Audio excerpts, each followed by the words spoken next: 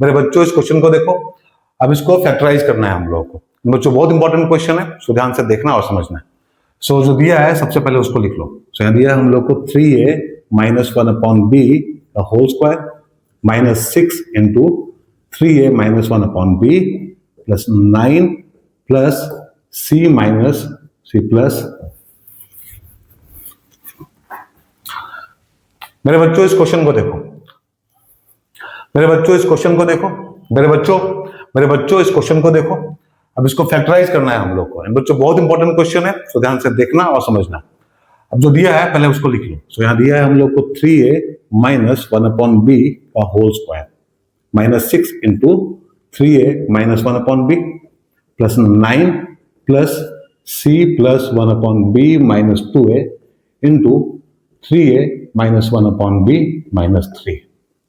अब बच्चों इसको थोड़ा हम लोग अरेंज करके लिखेंगे, ठीक है। तो देखो क्या होगा यहाँ पे 3a माइनस 1/b का होल स्क्वायर। अब यहाँ 6 है तो 6 को हम लोग लिख सकते हैं 2 इंटू 3, फिर इंटू 3a माइनस 1/b होगा प्लस देखो यहाँ 9 है तो 9 को हम लोग लिख सकते हैं 3 स्क्वायर, राइट। प्लस अब यहाँ है c plus 1/b minus 2a into 3a minus 1/b minus 3, ठीक है बच्चों। सो अब क्या करो यहां से यहां तक, ठीक है बच्चों, इसको ऑब्जर्व करो। अब यहां जो है बच्चों 3a माइनस 1/b, अगर इसको हम लोग x बोल दे और 3 को हम लोग y बोल दे तो यहां आप लोगों को x माइनस y का होल स्क्वायर का फॉर्म मिलेगा बच्चों, ठीक है। ध्यान से देखो तो x माइनस y के होल स्क्वायर का फॉर्म अगर इसको लिखे तो ये कुछ ऐसा दिखेगा 3a माइनस 1/b माइनस 3 का होल स्क्वायर, राइट। फिर प्लस अब जो यहां बच गया उसको लिख लो। देखो यहां होगा c plus 1/b minus 2a into 3a minus 1/b minus 3।